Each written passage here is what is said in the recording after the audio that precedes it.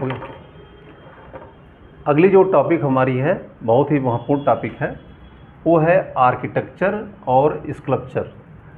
जो civil service के जो मेंस के क्वेश्चन आते हैं, जो मुख्य आते हैं, तो बहुत से क्वेश्चन आते हैं, जैसे कि पूछेगा कि सांची के स्तूप के आर्किटेक्चर की विशेषताओं के बारे में बताइए। आर्किटेक्चर, ठीक है ना। ऐसे बहुत से क्वेश्चन हैं, खजुराहो के टेम्पल्स के बारे में, या उड़ीसा के टेम्पल्स के बारे में, या स्तूपों के, या दूसरे के बारे में। तो जो आर्किटेक्चर की क्या सैलिएंट फीचर्स होती हैं, इसको आप तभी समझ पाओगे कि जब इसके ओरिजिनेशन के बारे में, इसकी उत्पत्ति के बारे में, और इसके आर्किटेक्चर के कौन कौन से एलिमेंट होते हैं, ठीक है ना। तो आर्किटेक्चर का जो हिंदी में है वो स्थापत्य या शिल्प इसे कहा जाता है। इसे स्थापत्य या शिल्प कहा जाता है। जैसे अगर पूछा जाए कि खजुराहो के जो मंदिर बने हुए हैं, उनके आर्किटेक्चर की, सभी मंदिरों की एक आर्किटेक्चर की महत्वपूर्ण विशेषताओं के बारे में बताइए, या उसके आर्किटेक्चर के बारे में बताइए, ठीक है ना। तो पहला मैं आर्किटेक्चर शब्द को देखता हूँ। आर्किटेक्चर, ये जो वर्ग है, जो वर्ड्स की ओरिजिनेशन हुई है, इसकी उत्पत्ति जो होती है, यह संस्कृत के शब्द से ही इसकी उत्पत्ति हुई। संस्कृत के शब्द से हुई इसकी उत्पत्ति होती है। मैंने बताया कि अंग्रेजी के बहुत से ऐसे वर्ड्स हैं जिनकी ओरिजिनेशन संस्कृत से होती है, इसके पहले भी मैंने बताया था। तो जो यह आर्किटेक्चर जो वर्ड निकला है, यह भी लाटीन वर्ड से निकला हुआ है, लाटीन वर्ड से, ठीक है ना। और वो जो वर्ड है ARKHITEKTON,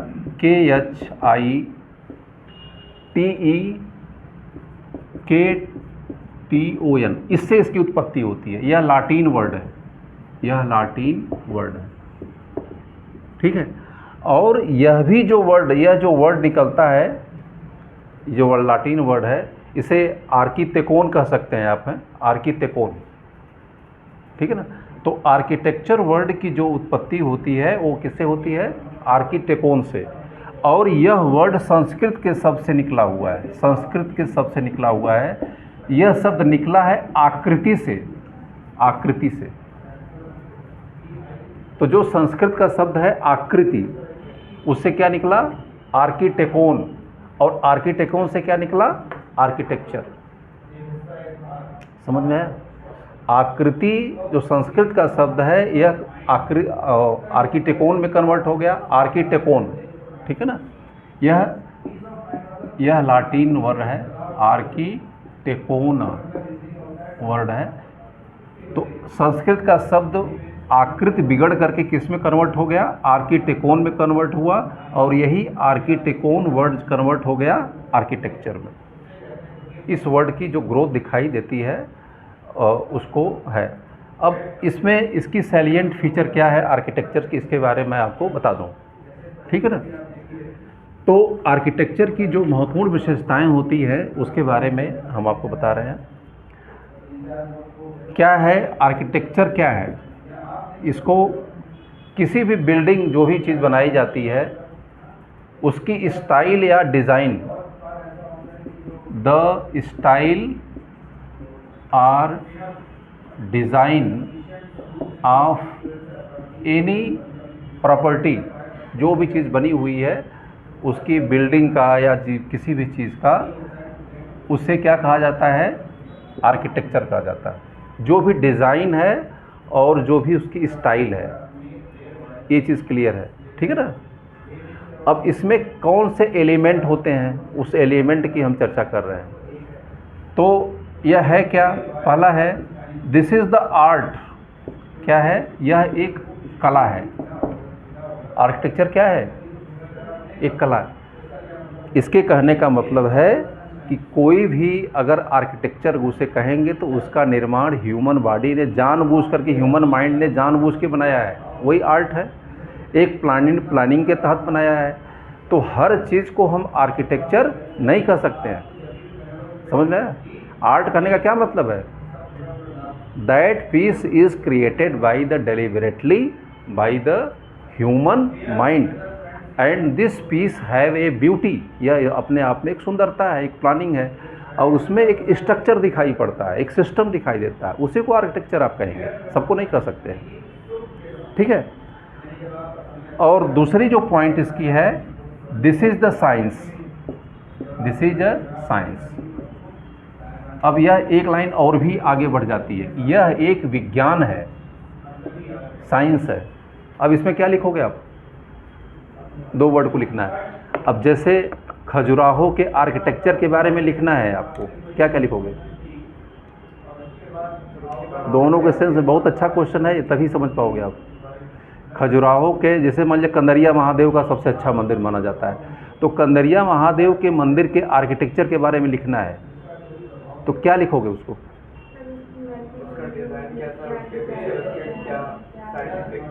बहुत आसान सी बात है कि पहले उसकी लंबाई, चौड़ाई, ऊंचाई, कितना लंबा है, कितना चौड़ा है, कितना उसकी डेप्थ है, कितने उसके एंगल हैं, यह लिखना पड़ेगा। यह साइंस को करना है, पहले आपको साइंस दिखानी उसकी है, ठीक है ना।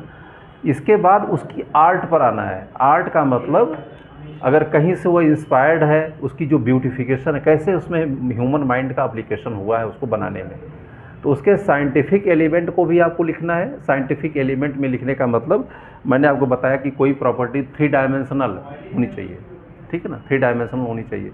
तो आर्किटेक्चर के बारे में लोग बकवास लिख के चले आते हैं, बकवास जो आया अपना लिख करके लिखने चले आए। जैसे सांची के स्तूप, IAS मेंस का क्वेश्चन है, सांची के स्तूप के आर्किटेक्चर के बारे में लिखिए, आया हुआ क्वेश्चन है मेंस का ये। तो अब इसमें क्या है, अगर आपके सांची के स्तूप की ऊंचाई नहीं मालूम है, आपको उत्तर पूरा नहीं मिलेगा, पूरा नहीं मिलेगा। अगर आप उसकी कैसे बना हुआ, उसका बेस कैसे है, उसकी हाइट कैसी है, उसकी एलिवेशन कितनी है, जो उसका डोम है वो कितना है, यह एक इसका पार्ट है। सपोज़ कि वो आपको नहीं आता है, लेकिन आपने कला पक्ष को जानते हैं, क्योंकि कला पक्ष में किसी डेटा की ज़रूरत नहीं होती है। अब कला पक्ष में उसकी ग्रोथ के बारे में आपने दिखा दिया कि जो सांची का स्तूप है वो जो है भरहुत के स्तूप से प्रभावित है, उसके चारों दिशाओं में 4 द्वार बने हुए हैं, इसका एक बाउंड्री वाल बनी हुई है जिसके प्रवेश, ये सब आपने लिख दिया। लेकिन ऊंचाई, चौड़ाई, लंबाई के बारे में आपको पता नहीं। नंबर मिलेगा कि नहीं मिलेगा? मिलेगा, लेकिन आधा नंबर मिलेगा, क्योंकि इस पक्ष को क्या किया आपने, छोड़ दिया पूरा। आपने किसको लिखा, आर्ट को लिखा, लेकिन साइंस को आपने नहीं लिखा, इसीलिए आपको आधा नंबर मिलेगा। इसीलिए जब भी ऐसा क्वेश्चन आता है तब आपकी उसकी हाइट और उसकी वाइट और उसकी जो भी होता है उसके बारे में आपको पूरी तरीके से पता होना चाहिए। आर्किटेक्चर समझ में आ गया आपको? क्या है आर्किटेक्चर, बताइए।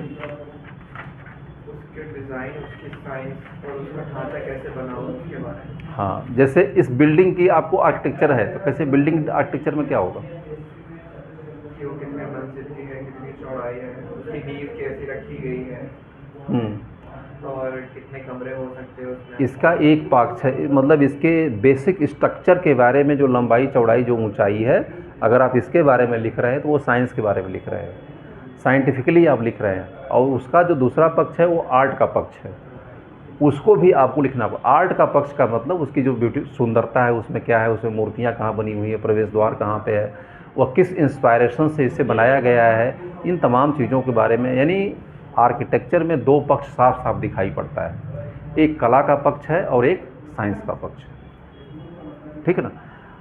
अब हम बताते हैं स्कल्पचर क्या होता है, ठीक है ना, ये सेकेंड पार्ट। इसका जो इसका हिंदी है स्कल्पचर का क्या, वास्तु, ठीक है ना। तो यह है क्या, आर्ट ऑफ मेकिंग फिगर और ऑब्जेक्ट। यह एक आर्ट है, आर्ट ऑफ मेकिंग फिगर और ऑब्जेक्ट। कोई भी जब फिगर या ऑब्जेक्ट बनाते हैं जिसमें कि कला इन्वॉल्व हो, यानी आर्ट इन्वॉल्व हो, उसी को कहा जाता है वास्तु। अच्छा, वास्तु शब्द जो है ना, ये वास्तु शब्द वस्तु से निकला हुआ है, यह शब्द ज़्यादा साइंटिफिक है। थोड़ा सा वास्तु को देख लीजिए, वास्तु शब्द किससे निकला है, वस्तु से निकला है। और वस्तु का यह मतलब है किसी भी वस्तु को बहुत सिस्टमेटिक ढंग से बनाना या रखना, उसी को वास्तु कहा जाता है। ठीक है ना। किसी वस्तु को कलात्मक रूप से बनाना, तो कहने का मतलब है कि हर हर हर चीज़ को वास्तु कहा जाए कि नहीं कहा जाए? है? क्या वास्तु में किसी भी चीज़ को वास्तु कहा जा सकता है? किसी भी वस्तु को निर्माण करने में अगर ह्यूमन माइंड का एप्लीकेशन होता है, और जो मैंने बताया कला की परिभाषा में जो मैंने बताया था, उन सभी शर्तों को कोई अगर ऑब्जेक्ट पूरी करती है तो उसे वास्तु कहा जा सकता है। उसमें एक सिस्टम होना चाहिए, एक व्यवस्था होनी चाहिए। ठीक है ना। इन चीज़ों को दिखाना जाता है। जो वास्तु या वस्तु, कोई भी जो वस्तु बनाई जाती है, अब वास्तु को भूल जाइए। वास्तु और वस्तु में सिर्फ यही अंतर है कि वस्तु कोई भी हो सकती है, एनीथिंग कैन बी वास्तु। लेकिन वास्तु जब कहेंगे तो उसमें कला का एलिमेंट क्या हो जाएगा? इन्वॉल्व हो जाएगा। यानी वास्तु में अगर हम कला को जोड़ देंगे, कला, देखो वस्तु धन कला प्लस, इसे कहा जाएगा क्या? वास्तु। तो वास्तु एक आर्टिस्टिक एक्सप्रेशन है, वो किसी भी ऑब्जेक्ट के रूप में हो सकता है। ठीक है ना। अगर किसी वस्तु को बहुत सिस्टमेटिक ढंग से रखा जाए तो वह वस्तु वास्तु में कन्वर्ट हो सकती है और नहीं भी हो सकती है। वस्तु किसी भी ऑब्जेक्ट को कहा जा सकता है, लेकिन अगर हम वास्तु शब्द का प्रयोग करेंगे तो इसका मतलब ये होता है कि उसको डेलिबरेटली एक आर्टिस्टिक तरीके से उसका निर्माण किया गया है। अब ये जो चीज़ बनती है किस पर बनती है? यह स्टोन पर बनाया जा सकता है। स्टोन यानी पत्थर पर बनाया जा सकता है। इसे वुड पर बनाया जा सकता है, यानी लकड़ी पर बनाया जा सकता है।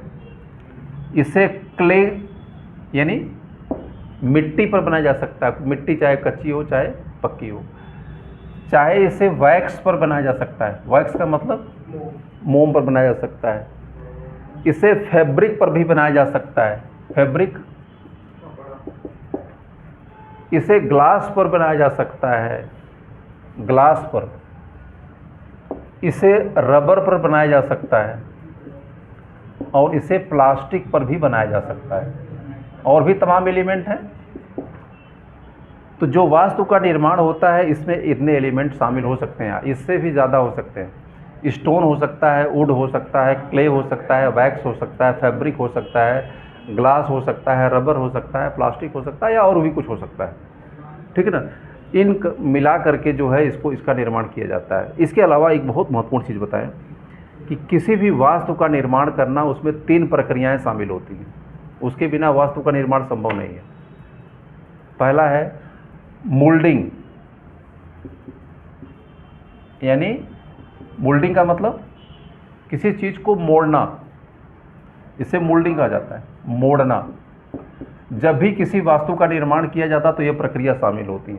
पहला है मोल्डिंग, दूसरा है कास्टिंग। कास्टिंग का मतलब गलाना,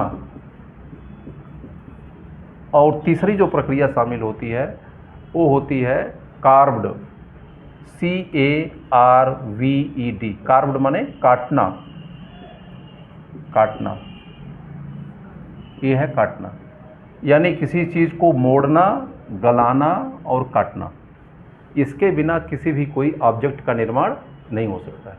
काटोगे तभी तो बनेगा। भाई इसको कुछ बनाना है लकड़ी से, आपको काटना पड़ेगा, मोड़ना पड़ेगा या गलाना पड़ेगा। पत्थर का बनाना है तभी काटना पड़ेगा। तो कि कोई भी जो वास्तु है उसमें 3 प्रक्रियाओं का शामिल होना जरूरी है। ठीक है ना। और एक शर्त और भी है, इसे 3 डायमेंशनल होना चाहिए। तभी तो मैंने बताया था ना, क्या आर्ट की विशेषता बताई थी, क्या थी? फॉर्म और शेप में अंतर होता है। फॉर्म और शेप जो है 2 डायमेंशनल होती है और फॉर्म 3 डायमेंशनल होती है। तो इसमें इन्होंने कहा कि चौथी विशेषता अगर मैं जोड़ दे रहा हूँ, हालांकि अलग है, कि कोई भी ऑब्जेक्ट 3 डायमेंशनल होनी चाहिए। 3 डायमेंशनल होनी चाहिए यानी त्रिआयामी होनी चाहिए। यह भी इसमें बताया गया है। ठीक है ना। तो इस प्रकार से हम स्कल्पचर के बारे में, यानी वास्तु के बारे में, वास्तुकला की महत्वपूर्ण विशेषताओं के बारे में देखा। अब जैसे वास्तु में क्या क्या शामिल है, जैसे आपका घर है, महल है या प्रासाद है, भवन है, मंदिर है, बर्तन है, फर्नीचर है, मूर्तिकला है, चित्रकला है आदि, वह सभी वस्तुएं आ जाएंगी जिसके लिए मानव के जीवन में महत्वपूर्ण उपयोगिता है। ठीक है ना, वे सभी वस्तुएं आ जाएंगी जिसमें मानव के जीवन में महत्वपूर्ण उपयोगिता है और उसका एक कलात्मक महत्व है। ठीक है ना, उसका एक कलात्मक महत्व है। अब कलात्मक महत्व जो शब्द जुड़ गया है, अगर किसी टॉयलेट को किसी ने अगर अच्छा बना दिया तो वो भी उसका भी वो ये अपने आप में एक वास्तु कहा जा सकता है, ध्यान रखिएगा। अगर किसी ने ऐसा टॉयलेट बना दिया जो कि अपने आप में एक कला दिखाई पड़ती है, उसमें एक नया इनोवेशन दिखाई पड़ता है, तो this that item can be called a vastu या स्कल्पचर। ठीक है ना, तो ये है पूरा स्कल्पचर के बारे में जो मैंने महत्वपूर्ण चीज़ों की बताई। तो शिल्प और जिन वर्ड्स का हम लोगों ने किया, शिल्प क्या है और वास्तु क्या है, स्थापत्य क्या है, वास्तु क्या है, शिल्प क्या है। ठीक है ना, और शिल्प के भी बारे में मैंने बताया इसमें से चीज़ों को लेकर के। तो जैसे कि सांची के शिल्प की चर्चा करिए, यानी सांची के आर्किटेक्ट, शिल्प का मतलब आर्किटेक्चर। ये क्वेश्चन आया हुआ है, मैंने अभी बताया आपको कि सांची के शिल्प की चर्चा करिए। अब शिल्प के 6 बिंदु होते हैं, अभी मैं यहाँ नहीं बताऊँगा आपको, जब मैं पढ़ाऊँगा तब। जैसे पूछता है कि आर्किटेक्चर के कुल 6 एलिमेंट होते हैं। जैसे अब क्वेश्चन आ गया, सांची के स्तूप के आर्किटेक्चर या शिल्प की चर्चा करिए, आसान सा क्वेश्चन है। लेकिन शिल्प के भी 6 एलिमेंट होते हैं, यानी आर्किटेक्चर का 6 एलिमेंट होता है। अगर 6 एलिमेंट के बारे में आप नहीं जानते हैं तो आप ऐसे लिखते रहिए और आपको यूपीएससी नंबर देने से रहा। तो कोई अगर शिल्प से जुड़ा हुआ है तो शिल्प के कितने पार्ट होते हैं, 6 अंग होते हैं इसके। अब उन अंगों के बारे में मैं आपको तब बताऊंगा जब आप मेंस की क्लास पढ़ेंगे।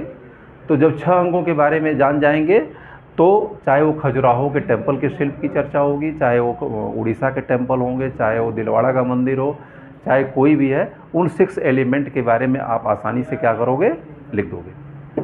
ठीक है ना, तो ये रहा पूरा का पूरा आपका वास्तु और शिल्प। ठीक है ना।